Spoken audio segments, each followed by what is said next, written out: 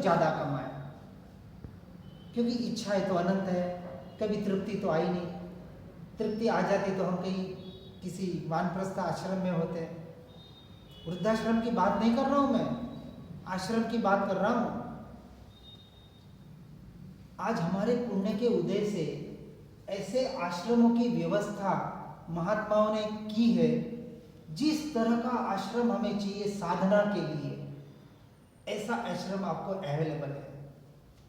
चाहे सत्संग वाला चाहिए तो सत्संग वाला, बिना सत्संग वाला चाहिए तो बिना सत्संग वाला, क्रिया वाला चाहिए तो क्रिया वाला, बिना क्रिया वाला चाहिए। किस किस प्रकार के आश्रम आज हैं।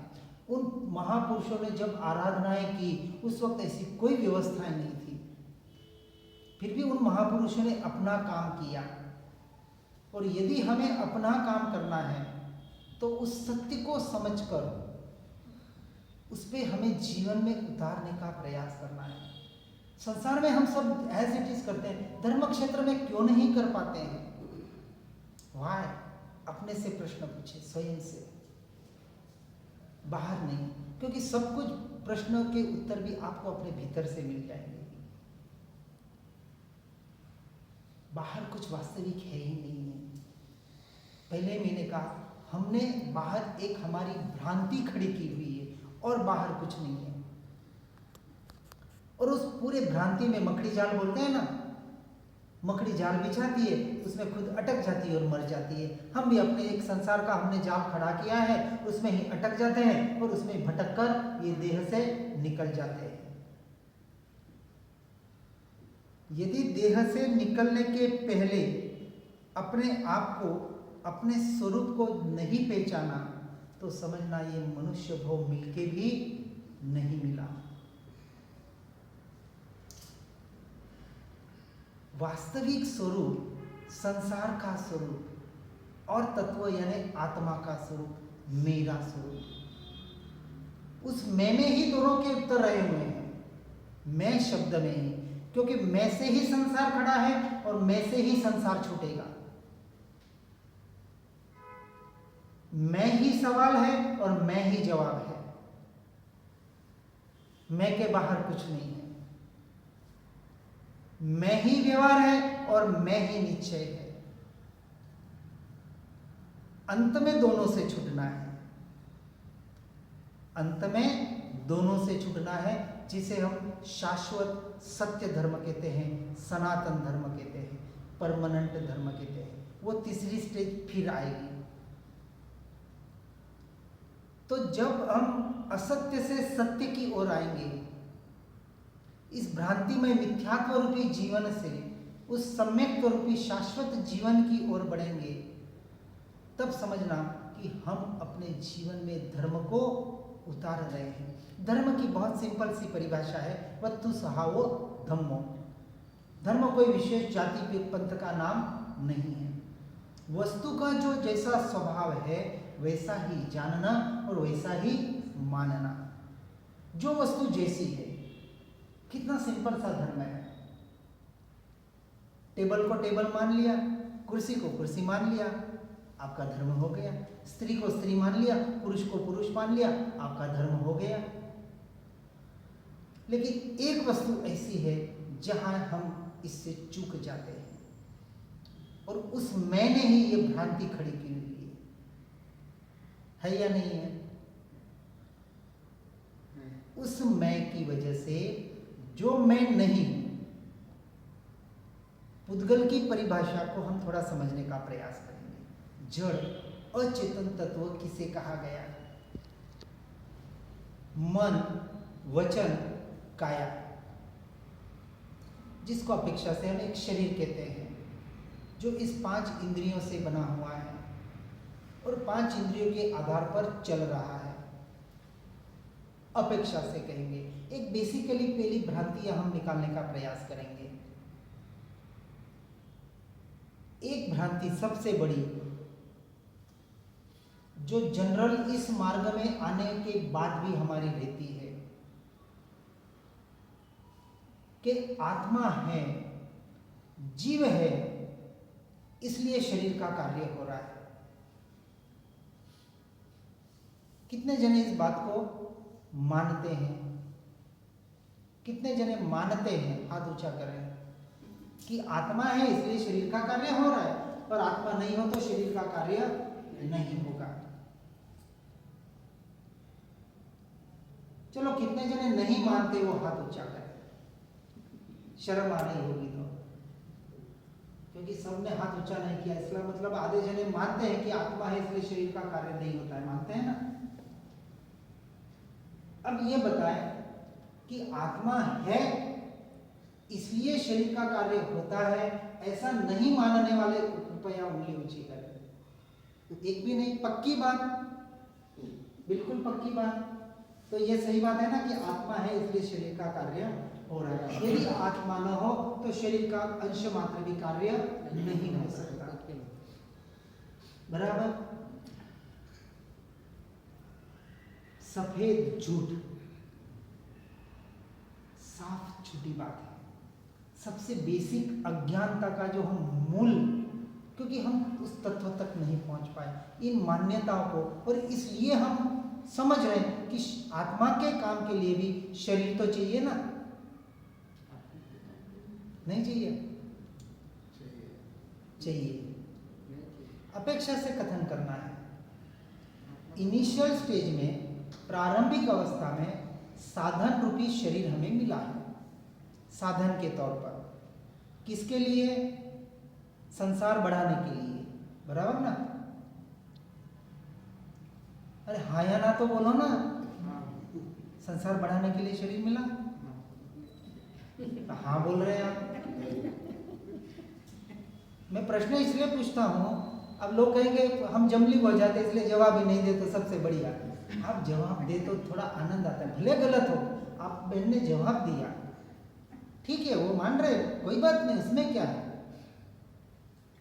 आज के आज तो हम सम्यक दृष्टि बन नहीं गए सुनते ही, तो गलत जवाब आएंगे तो सुधरेंगे ना। अरे जो गिरेगा वही तो उठेगा, गिरेगा नहीं तो उसका उठने का सवाल ही नहीं है। या तो हम उठे हुए हैं या गिरे हुए हैं। तो कुछ ना कुछ कहीं ना कहीं हमारी, आप आगे से थोड़ा रिएक्ट करेंगे तो थोड़ा लगता है कि आप सुन रहे हैं और उसमें कुछ थोड़ा समझ आ रहा है। तो प्रश्न क्या था?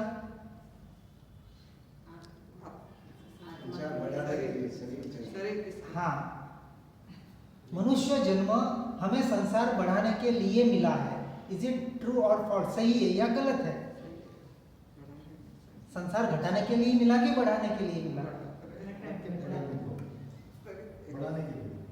संसार बढ़ाने के लिए शरीर मिला है, नहीं हो रहा है वो चीज नहीं। अब हम इस मार्ग से जुड़े हैं, इस सत्य को हम समझने का प्रयास कर रहे हैं, तो कम से कम हमारी कुछ बिलीफ एक बेसिकली तो होनी चाहिए। नहीं, मनुष्य जन्म मिला है तो मुझे कहीं ना कहीं एक अंदर कोने में तो ऐसा एहसास होना चाहिए ना कि धर्म करने के लिए मनुष्य जन्म मिला है, कि संसार बढ़ाने के लिए वास्तविक नहीं मिला है। संसार का मतलब क्या? ये एक भव संसार नहीं है। 84 लाख योनियों में जो हमारा भव भ्रमण हो रहा है उसे वास्तविक संसार कहा गया। अनादिकाल से जिस संसार में भव भ्रमण में हम कर रहे हैं, और यदि इस मिथ्या भ्रांति को नहीं तोड़ेंगे तो अनंत काल तक संसार का भ्रमण चलेगा। उस संसार की हम बात कर रहे हैं, आपके एक छोटे से संसार की बात यहाँ नहीं हो रही है। ये तो एक भव का संसार मिला है, छूटने में एक क्षण लगेगा, एक क्षण। पूर्व भव में क्या हुआ था आज बता दे, किसी को पता है? कहाँ थे, कहाँ से आया, क्या थे, किसी को नहीं पता है। तो नियम से इस भाव में जहां से जाएंगे इस भाव का भूल जाएंगे। कौन पत्नी, कौन बेटा, कौन घर जमीन जायदाद, बताना अगले भाव में याद रहने वाला है कुछ? एक अंश मात्र भी याद नहीं रहेगा। और प्रत्यक्ष प्रमाण है ना कि पूर्व भाव का, पूर्व अनंत भाव हमने किए, सबको पता है, सब मानते हैं। 84 लाख योनि में हम सब घूम के आए, सब मानते हैं। फिर बताए एकाध भाव, कौन से भाव में घूम के आए, कौन से भाव में कहा थे? किसी को जाति स्मरण से याद आ जाता है, कोई करोड़ों में किसी को कि हम पूर्व भाव में क्या थे। तो यदि वो पता नहीं तो इस भाव से कहां जाएंगे पता नहीं। पर इस भव का तो पता है ना, अभी तो है या नहीं है। तो मनुष्य भव संसार घटाने के लिए मिला, कर्मों को घटाने के लिए मिला, कर्मों की संवर और निर्जरा करने के लिए मिला, पहली बात। फिर दूसरा मेरा प्रश्न था जो खास, कि आत्मा है इसलिए शरीर का कार्य हो रहा है।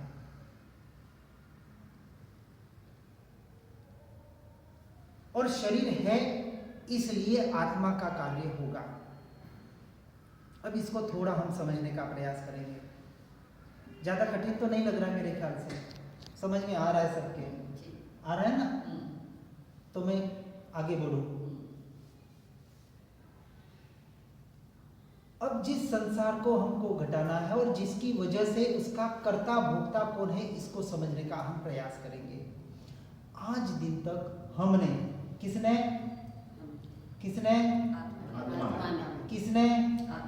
नहीं, मैंने। मैं प्रश्न पूछूंगा जब तक सही जवाब नहीं मिलेगा।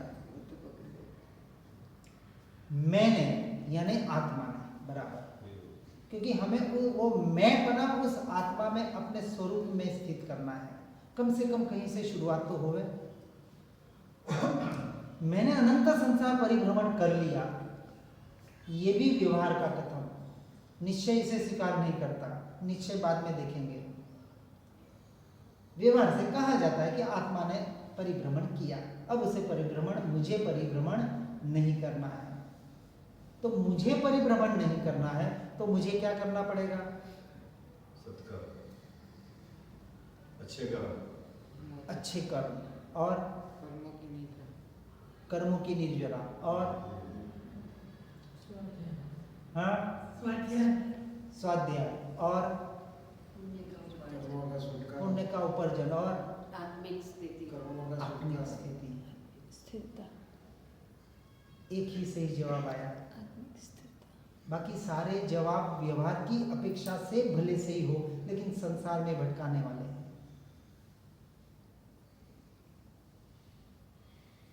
एक साधे सब सधे, जे एकम जाने से सब हम जाने, आचारण सूत्र का कथन है। जिसने एक आत्मा को जान लिया फिर उसको जानने जैसा कुछ रहता नहीं है। और सब कुछ जानना है किसके लिए? अपने स्वयं को जानने के लिए। जब तक स्वयं को नहीं जानते तब तक जहां से जो जो मिलता है उसको ग्रहण करके अपने स्वरूप स्थिरता का प्रयास करना, यही एकमात्र धर्म जिसे हम आत्मधर्म कहते हैं। अब जो मूल प्रश्न था हमारा रह गया कि आत्मा है इसलिए शरीर मन वचन काया की क्रिया हो रही है, इसको हम स्पष्टता से नकारते हैं। आत्मा की वजह से शरीर का कार्य, जड़ का कार्य नहीं होता। हम कहीं ना कहीं हम उस शाश्वत सिद्धांत का खंडन करके अज्ञानता की पुष्टि करते हैं। सिद्धांत कहता है एक द्रव्य दूसरे द्रव्य का और दूसरा द्रव्य पहले द्रव्य का अंश मात्र भी, किंचित मात्र भी कार्य नहीं कर सकता। तत्व सुना है कभी? ये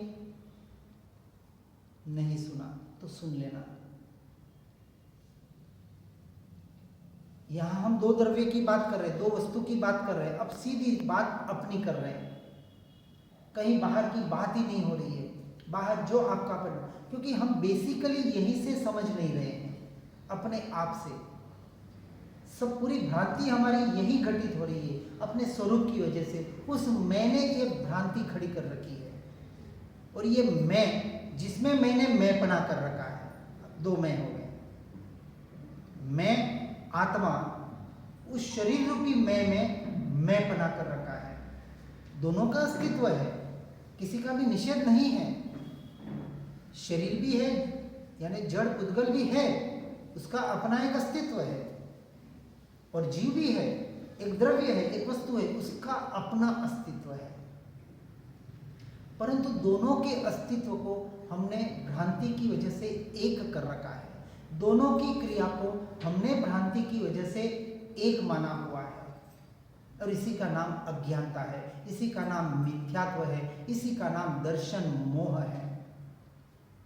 मोहनीय कर्म 8 कर्मों में सबसे भारी कर्म कहा जाता है। उस मोहनीय कर्म के 2 भेद बताए जाते हैं, दर्शन मोहन और चारित्र मोहन। कर्मों का आना हो रहा है जिसको हम आश्रव कहते हैं। कर्म आश्रव के 5 द्वार बताए गए। कितने? 5 रास्ते, मिथ्यात्व, अविरति, प्रमाद, कषाय और योग। वापस समझना है, शब्द आपने सुने हो या नहीं सुने हो समझ लेना है, क्योंकि मूल जिस तत्व को समझना है उसके लिए सिर्फ एक ये बैकग्राउंड है और कुछ नहीं है। आज हम जो भी धर्म के नाम पर काम कर रहे हैं वो अविरति पर कर रहे हैं, तो कोई विरति की ओर बढ़ रहा है, कोई प्रमाद से निकलने का काम कर रहा है तो कोई स्वाध्याय सत्संग वगैरह बाहर से जुड़ जाता है, कोई कषायों को निकालने का काम कर रहा है कि मोह राग द्वेष कैसे कम करूं, मुझे गुस्सा बहुत आता है कैसे कम करूं, विचार मन बहुत भटकता है उसको कैसे कंट्रोल करूं, उसको एकाग्र कैसे करूं, ये बाहर के परिणमनों में लगा हुआ है। और योग, मन योग, वचन योग और काय योग, और योगों के द्वारा ही सारा परिणमन करने का प्रयास कर रहा है। ये सबसे बड़ी भ्रांति, ये जो पहला आश्रव का द्वार जिसने हमें ठेंगा बताया हुआ है, जिसको हम मिथ्यात्व कहते हैं। मिथ्यात्व यानी विपरीत मान्यता, जो हम नहीं हैं, जो मैं नहीं हूं उसमें मैंने मैंपना स्थापित किया है। सबसे बड़ा कर्म बंध का कारण यही है, और कोई कर्म बंध का कारण नहीं है। आपकी कोई क्रिया कर्म बंध का कारण नहीं है। यदि क्रिया कर्म बंध का कारण होती तो एक डॉक्टर से एक जीव मरता है और एक चोर किसी के चाकू मारता है फिर भी वो बच जाता है। एक की क्रिया में मर गया और एक की क्रिया में बच गया,